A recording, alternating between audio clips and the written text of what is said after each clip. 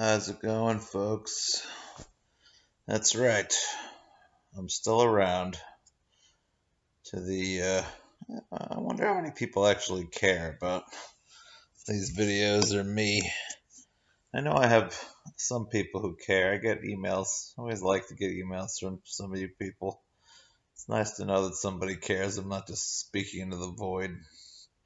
Um, if I had to guess, I'd say maybe there's 20 people who vaguely care. And my views don't tend to be very many. And in a way, I kind of like that because, so many of the people on YouTube are so popular, offering up such little substance. I kind of feel like, well, take it as a badge of pride that I don't have a bunch of dumb subscribers. We're living in a time where most people are most there's a lot of dumb people having their eyes glued to a lot of dumb material on TV. Um, People that don't understand things at all. They don't have any concept of kind of like, for example, how why we should be impeaching the president. People are just going into their sort of respective camps on this and don't see how it's a slippery slope when you start enlisting the help of foreign powers to change the elections here. That's not democracy. The further we get away from, the more times you have people in charge using their power to affect the outcome of the following election, the more you start sliding towards, more towards a dictatorship and less towards a democracy. But people are kind of not getting that. And anyway, I could go into that. I'll just say that if you look at the timeline, last thing I'll say about the whole impeachment thing, if you look at the timeline, there's no question in my mind that Trump um, was going to require Zelensky to start that investigation in order to release the funds. Because he didn't actually, they say, though, the big argument is, oh, well, he released the funds in the end. But he didn't release the funds in the end until after the concerns were brought up, you know. So obviously he released the funds because that he knew that he was going to get found out and it would be a quid pro quo unless he released the funds. So basically he avoided the quid pro quo because he had to, not because he wasn't planning on doing it all along. But anyway, that's all I'll say about that. It's not why I'm making this video. Um, we were pretty much screwed once Trump got elected anyway. In fact, we were screwed before Trump got elected. I'm looking at all these new reports about climate change and ice in the Arctic is Greenland ice sheet is melting 7 times faster than it did in the 90s, and we're getting closer to an ice-free Arctic, and there's going to be more feedback effects, and I'm seeing these giant fires happening everywhere. I was actually kind of happy this year in California. The fires weren't as bad this year in California, so there's at least that. But I don't know. It's just I wonder how much time we have before everything goes to hell. Um, we're I know that I have a lot of challenges aside from the world potentially ending in flame or whatever will end up happening with it's hard for anyone to know exactly what's going to happen with runaway climate change. But a second here, get my water. But anyway, so yeah, I'm in a new situation, new world here. I moved across the country. I now live in Massachusetts. And goodbye, California, and good riddance, I say. Sorry, I'll say this about California. I totally believe that the people in California have their heads on straight about politics for the most part. Although, like I've made videos in the past questioning some of their decisions in the ballot initiative. Sometimes people make some stupid moves in the ballot initiatives, but for the most part, people in California are fairly aware of what humanity needs to continue. So I'll give them credit on that, but Californians, I don't know.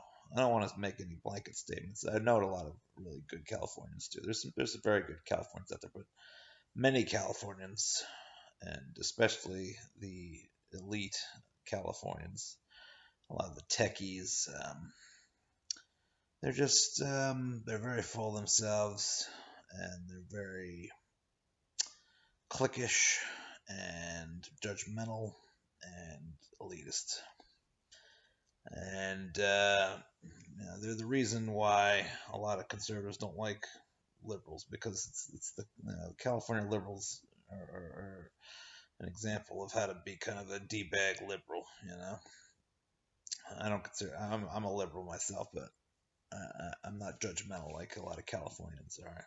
I think Californians need to, they're just independent-minded people, and they think that they have their shit together, and that there's a lot of judgment that goes on, I think, in California. So I'm back here in Western Massachusetts, and I'm loving the rural small town vibe. I'm living in snow again. I love the snow.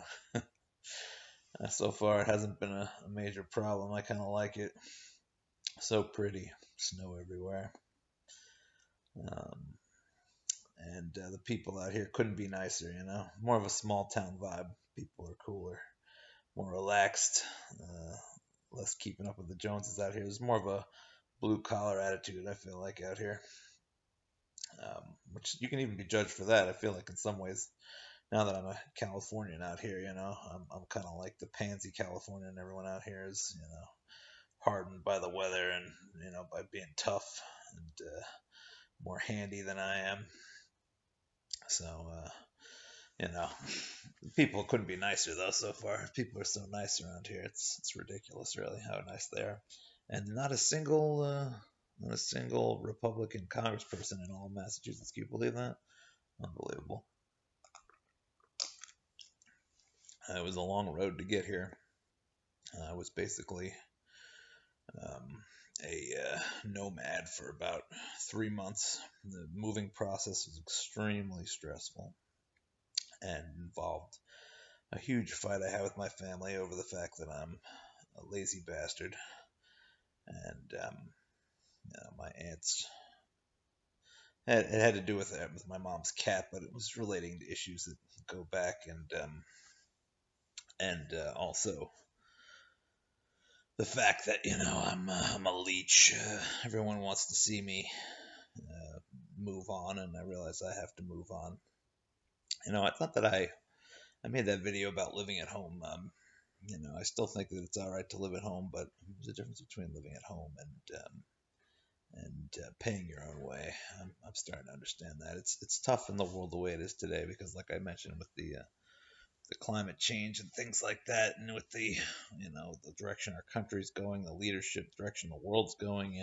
Britain just massive uh, conservative victory in England. Given the times we face, it's just to think that people think the answer is conservatives who don't really care about the environment or about global warming. It kind of makes me feel pretty hopeless about, it makes me feel even more, what's the word I'm looking for? This is one of my classic moments where I can't remember, but it makes me feel like, even more, I guess, reinforced in my opinion that it's not really worth it to try for this society. Talk about being productive, talk about giving back to the society. This society is running itself into the ditch as fast as it possibly can, and they're going to probably reelect Donald Trump. I'll start to have some hope if Bernie Sanders gets elected. That's my guy. I'm a Bernie bro for this coming election. I'll probably start volunteering for him if he gets the nomination. Um, but there's things about Bernie even that I have to admit,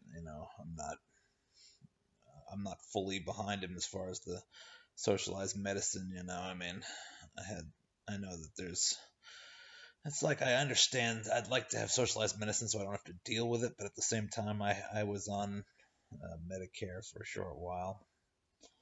First time I ever used government money, and had a few hospital visits, and the hospital care I got was not as great as I'd gotten in the past. And I can kind of see where the downsides of socialized medicine is, and that's also the big thing about it is how much it costs. We're already so much. There's a lot of you know, there's going to be a lot of it's going to take a lot of money, and I guess the idea is, Bernie Sanders says he'll tax the rich to pay for it, but can you tax the rich that much? Is there that much money to be had for socialized medicine? I mean, we're at a point, I think, in time where I think the economy is deceptively strong. Um, our interest rate, the federal interest rate, is at a historic low. And I think that's because, if it wasn't close to a historic low, I feel like we'd be struggling more than we are. I feel like a lot of what we're seeing, the boom in the economy we've seen since Trump has been in office, I think it has a lot to do with that huge tax cut. And from what I've seen in the past, these huge tax cuts lead to a boom to the economy for some period of time, and then usually there's a crash because it's just kind of like it ends up being the tax cuts for the rich, and the poor don't really have any traction. In the long run, the poor can't pay for things, and people go bankrupt, and it leads to this cycle. I don't know. I can't really go into detail because I'm not an economist, and I'm kind of talking out of my ass with this one. But basically, my prediction is that when the economy goes south, it'll go south hard, like it usually does after there's a big tax cut. I think big tax cuts lead to deficit spending, which usually leads to or just big deficits, not deficit spending, but big deficits because of the tax cut. The government doesn't have much money to work with, and in the end, I think in the long run, the economy does end up suffering, and we're due for a pretty big downturn. I'd guess. I don't know how bad it's going to be, but I gotta hope it's not catastrophic because I don't want my parents' retirement savings to be totally wiped out. But I won't be surprised if it was. So yeah, there's that. That's concerning. Um, I'm kind of rambling, jumping from topic to topic. Basically, going back into my life. So yeah, as I was saying, the last 3 months have been crazy, and my aunt sort of told me I need therapy, and I probably do need therapy.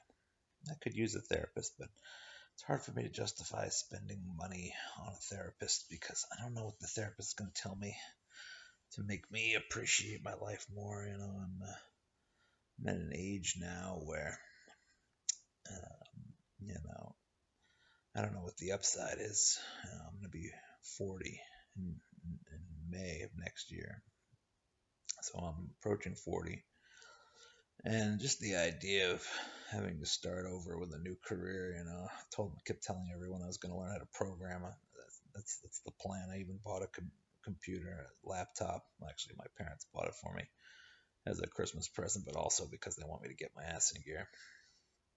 And I realize I do have to get my ass in gear at this point, because they're about right both around 70, and they may only have by life expectancy another 15 years left, something like that.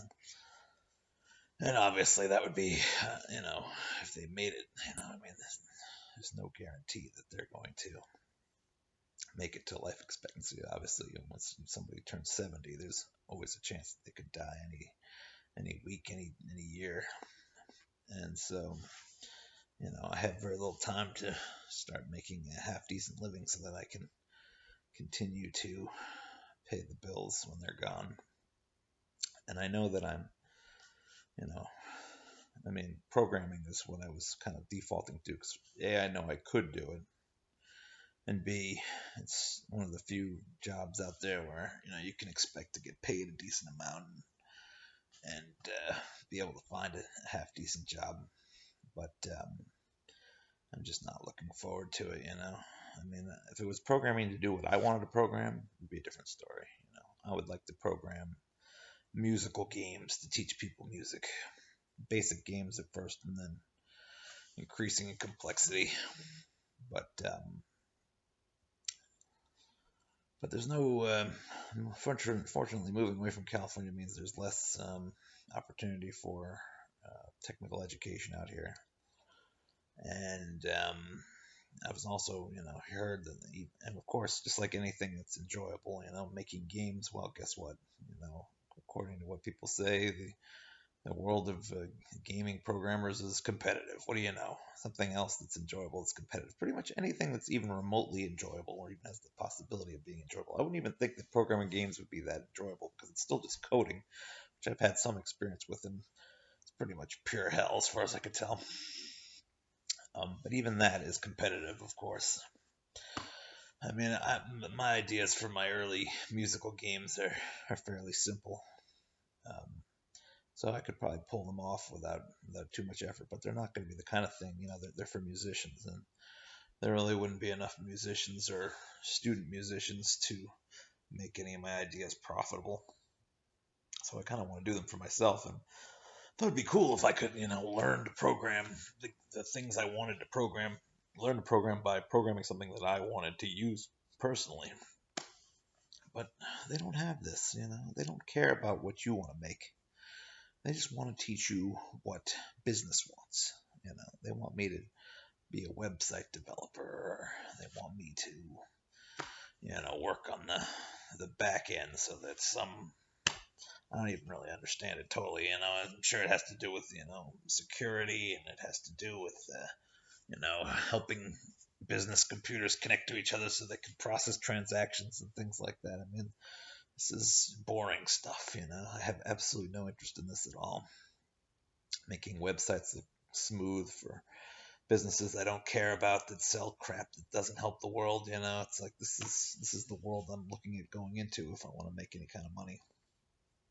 And it's just kind of, I just can't motivate myself. I can't motivate myself to want to help businesses that I don't give a crap about, making the world a worse place essentially, help them make money. It's given the dire situation we find ourselves in, you know, it's hard for me to make that a goal.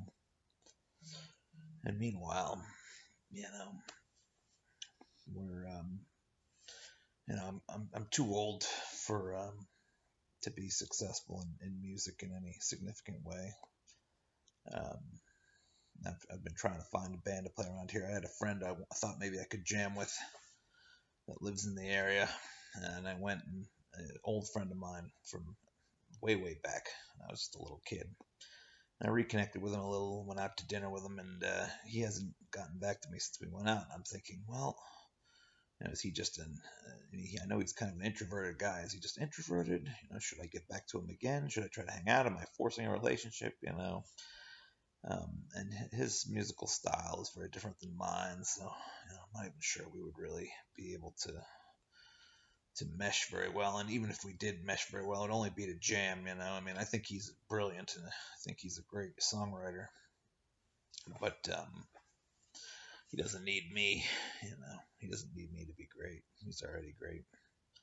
I'd be riding his coattails, and he's not interested in pursuing music anyway. I guess he thinks he's too old. It's for him. It's just a hobby, and he's so good it shouldn't be really. But at least in my opinion, I think he's got real talent. And I wish I could, convince him to care and convince him to let me play keyboard on him so I could write his coattails, play keyboard on his album. But it doesn't look like that's going to happen as I hoped it would, which is just sad. And you never know. Maybe I'll get in touch with him again soon. But it kind of leaves me, feeling like, well, any music I do now is just going to be for fun. And that's pretty much what you expect. guy at 40 years old. It's even hard to find people that want to play music with a 40-year-old guy for fun. Well, I'm 39, but soon to be 40 anyway. As a musician, you're washed up if you haven't made it by, your 20s, as I've mentioned. Somewhere in your 20s, maybe in your early 30s, it's the last you can hope for.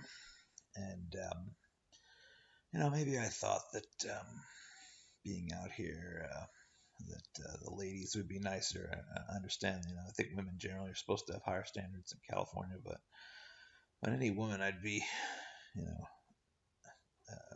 interested in starting a relationship with out here is it's going to be an older woman, and I don't really want to have, there's too much that I missed out on in my youth for me to want to just start with a woman my age and immediately jump into kids and family and all that. I'm not really ready for all that, so it's just kind of like that hasn't changed. And being out here, it's hard to meet people because I'm just embarrassed. I mean, I go out. It's like just imagining going out. Even if I was hanging out, I have friends to hang out with around here, but I haven't seen them much for various reasons. I have one good friend who lives about an hour away. I'll be seeing her on Friday, and I'm sure she's gonna remain a good friend. But I had another couple of friends I thought I was gonna reconnect with out here, and it hasn't really happened yet. And I'm embarrassed to meet their friends. For my friends to introduce me to their friends because I'm, living with my parents. I'm almost 40 years old. I, still haven't, been with a woman. Not that I care that much anymore. It's kind of like I know it's after the fact. I'm almost just sort of accepted at this point. But like most guys like me who haven't gotten anything going at my age, they just sort of take it as a part of life after a while. But it's really less disturbing on that front than it is having to admit that to people and tell them, oh yeah, usually that doesn't come up in conversation, but you get to know somebody well enough, and eventually it does, and then people feel like, oh, they want to give you advice, or it's just awkward. You don't. By the way, if you know somebody who said they haven't gotten laid, um, don't try to give them advice. If you know somebody who's living with their parents, don't try to give them advice. We don't want to hear advice. We don't want to tell people and then have them be like, oh, well, you really need to blah blah blah. It's like let people live their lives and figure it out on their own. Maybe we'll never figure it out on our own, but we don't need help from other people just because of the situation we're in. If we want that help, we'll go to a therapist. It's a little side note there. But so yeah, it's hard. I'm a new guy in town, totally uncool new guy in town. Nice dude, obviously, but people don't care about that in the modern world. Just like with Trump, people are about, how manly are you? What do you do? What makes you strong? Are you strong? Are you weak? I'll tell you one of the best things about this new place. The water here is so much better than California. So much better than California. This water is crystal clear, and I've been drinking more water lately, and I love water now.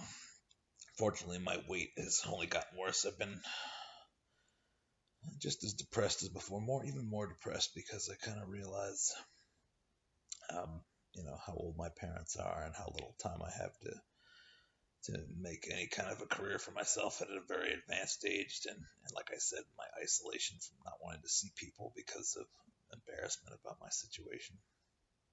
And I'm also terrified of, of the summer coming for ridiculous reasons because I'm tornado phobic. I think I've said that before. Tornadoes scare the hell out of me. And I know I'm in New England, which doesn't have a lot of tornadoes. Very, very few, actually. But, one of the deadliest tornadoes ever did happen in Massachusetts. It was the Worcester tornado. Worcester is only about, I don't know, an hour away from here. It's a good ways. But at the same time, big tornadoes are possible here. In California, there are no big tornadoes. The biggest tornado they've had there is maybe an F2 at one point. I don't know, they might have had one F2 that didn't do any damage. Um, yeah, California is a place where you can feel very, very safe. And like there's basically no chance of you getting injured or dying in a tornado in California. But here in Massachusetts, they've had some bigger tornadoes. They've had F4s in Massachusetts. They've had F3s in Massachusetts. There was an F3 that touched down about 20 minutes south of here in Springfield, um, and did some damage. So, yeah, it's still ridiculous. I realize I shouldn't be afraid of tornadoes here, but some big storms come through here, and there's some climate change theories that say that maybe there'll be more tornadic activity in the Northeast thanks to climate change. I'm not sure if they don't really know that. This is all speculation right now. There's no proof of that yet, but there's some big storms that roll through here, and I'm gonna be paranoid because I'm probably actually gonna, believe it or not, I'm gonna shut myself in the basement if a good storm system rolls through here. That's how crazy my phobia is. My dad keeps telling me I'm insane, and I have to just shut out the phobia. I don't know. We'll see what happens when June comes. June is the month for tornadoes in Massachusetts. All right, so enough of that. I can stop talking about my insanity with tornadoes, but so yeah, I that's one of the reasons why I should see a therapist, because I'm sure the tornado insanity has to do with some other underlying mental issue that I have, but I don't feel any anxiety now. That's why I like the fact that we're in wintertime, I'm safe, no tornadoes in the snow. It's so pretty out there, and I love looking out the window and seeing the snow, and I love. Oh, and let's check out my Christmas tree here. This is one of the things I don't think I've ever shown you people. Oh my God, you can't even really see it, but that's you can. The resolution on this camera doesn't really capture it, but you can kind of tell how great it is. I mean, I wish you could see the garlands more clearly, because I did some amazing work on those garlands. As usual, I always take great pride in my Christmas tree. It's a weird thing that I'm not gay, but I have this kind of metro. I don't know if it's metro, and I have kind of a strange pride in my Christmas tree decorating. It's not easy to understand where it comes from. I'm kind of an obsessive. I like everything to be perfect detail wise, and I really put a lot of time. This is a good tree. I always put a lot of time into the tree. Every year we have a nice looking tree, and this one is no exception. I wish you could tell better, but maybe I'll have to. I don't know. Get a better camera resolution somehow. But anyway, right now I'm not in such a bad mood. I'm looking forward to Christmas. I'm going to be going down to Connecticut and spend it with family down there. With my family here, we're all going down together. And yeah, after that, I'm planning a trip to Chicago. We're going to go see my sister and my niece in Chicago. Had a great Thanksgiving. A lot of the family were here, and had a very good Thanksgiving, so that was cool. Christmas is not going to be as cool as the Thanksgiving, because my cousin from Maine is not coming for Christmas, and his girlfriend, and it's a shame because I love seeing them. But we'll still have the rest of the family, and we'll still have a good time. So look forward to that. But usually it's Christmas. It's usually like well, we have 2 days, 2 days sort of celebration. It tends to be a little over the top, and yeah, we'll see how that goes. I'm looking forward to it. It should be fun, but a less relaxed environment, because my uncle isn't a huge fan of my side of the family in general. He tolerates us, but he doesn't exactly love having us, so kind of feels uncomfortable being in a environment where you're being tolerated instead of welcomed. Um, and it's fine. I understand we're a loud family. It's not like I blame him too much. He just feels like we take over the house, and we kind of do. So, but I wish we could be somewhere where everyone could be more comfortable. But yeah, so after Christmas is over, we'll be taking a trip out to Chicago, driving with my mom and dad to Chicago for a couple of weeks on the 13th. And then after that, there's a real question of what will happen. My dad will probably leave for a few months to go to Mexico. This is how my dad is living with the move to Massachusetts, because he's always been a sea and a beach bum kind of guy. Not a bum because he's a doctor. He was a doctor. But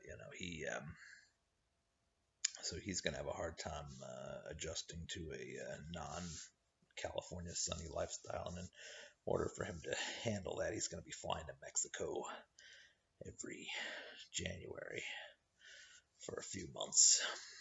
I think he'll leave in mid-January, something like that. Maybe he'll leave straight from Chicago or something like that. So it'll just be me and my mom for probably January through about April, I think. And I have to decide if I want to. My aunt is um, not doing well health wise, and she wants me to come visit her, and I do want to come see her, but I'm so tired of traveling. I've actually gotten sick of traveling, and I don't even really want to go to Chicago, but I don't want to be left alone here, and I do want to see I feel bad for my niece because I don't like to go visit my niece in Chicago during the summer months because I'm tornado phobic, and they do have tornadoes in the Illinois region more so than here. Um, so I feel obligated to go visit them in the middle of winter because it's the only time I feel safe being in Chicago. Um, so I have to make at least that trip, but you know, it's not like I wouldn't mind going to Cancun to hang out with my family for a little bit, but I'm running out of money. I don't have as much money as I used to. I can't be as frivolous. I can't travel as much, and I have to get my career together. So it just feels like it's like it's hard because people want to see me, and I may not be able to see my aunt for too much longer. But I'm so tired of traveling. I don't want to go anywhere. I just want to stay in the same place for a while and save some money and not have to deal with traveling anymore. I've actually gotten tired of traveling. I was traveling so much the last 3, 4, 5 years that it's gotten so old, and I don't know. Part of me just wants to be a hermit here, and I don't really want to learn how to program, but I know I have to, or I have to learn to do something. I'm gonna have to get a job here soon. I have to get a job and learn how to program at the same time. And I'm supposed to try to get healthy again. I'm in my worst shape ever, pretty much. It's just I'm in a big hole here, and it's a daunting situation, you know. Let's just run it down and end this video. Doesn't look like I have as many friends as I thought I was gonna have. I'm embarrassed to be in public based on my situation. Um, I've got to jumpstart a career at age 39/40 almost. Still nothing going. I'm now too old for any woman I'm interested in.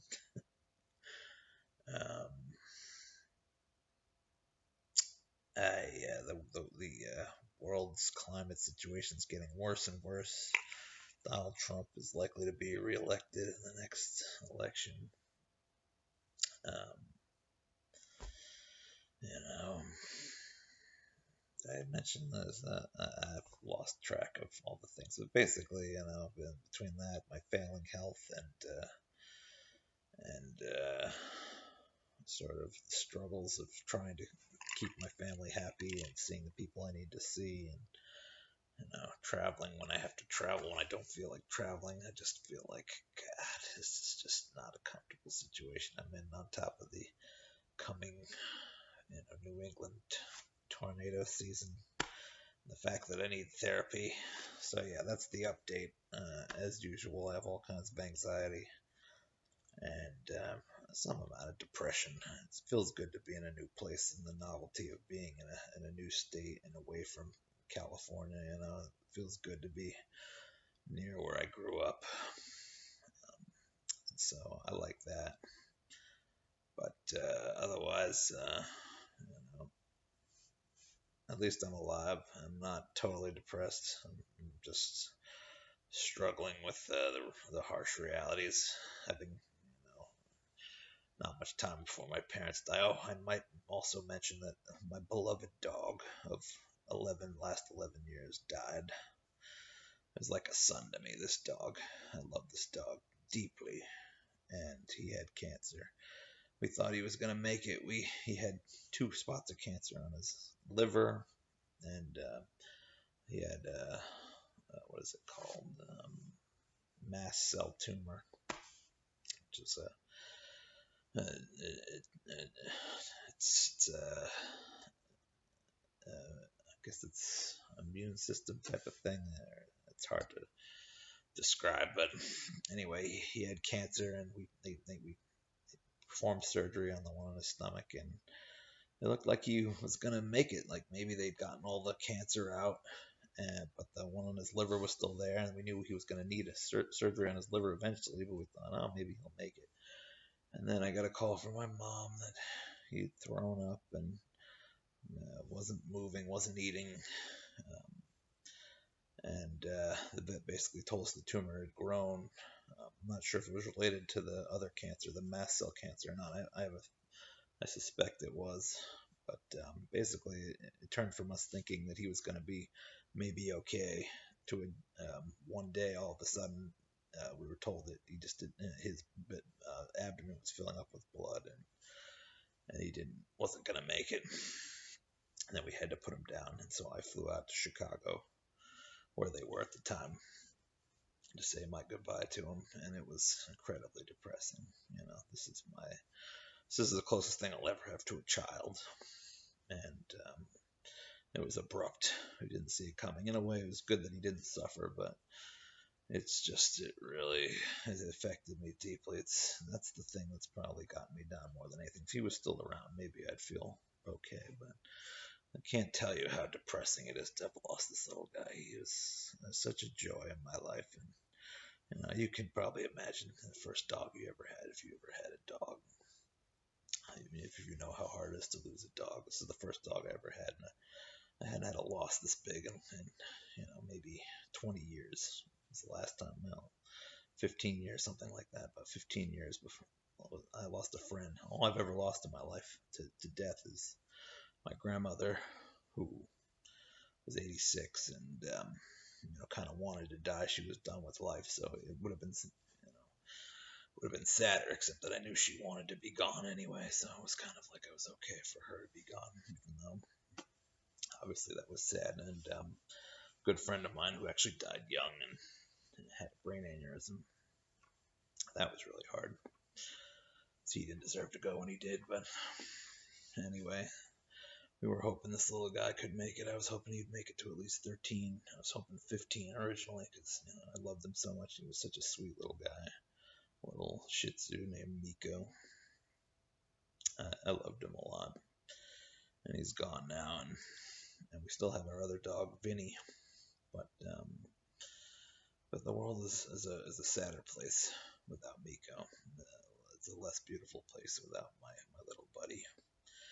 And it still gets me when I look at him. We have pictures, and it's just like it's hard for me to believe he's gone. But anyway, so yeah, things are still not good for old Timmy, but I'm still alive and trying to roll with the punches.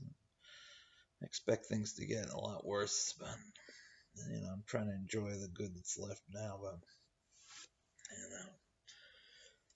don't let anyone tell you. I don't know. People say that getting old is worth it, but it just gets harder and harder, and I kind of wonder, is it ever going to be worth it? I don't know.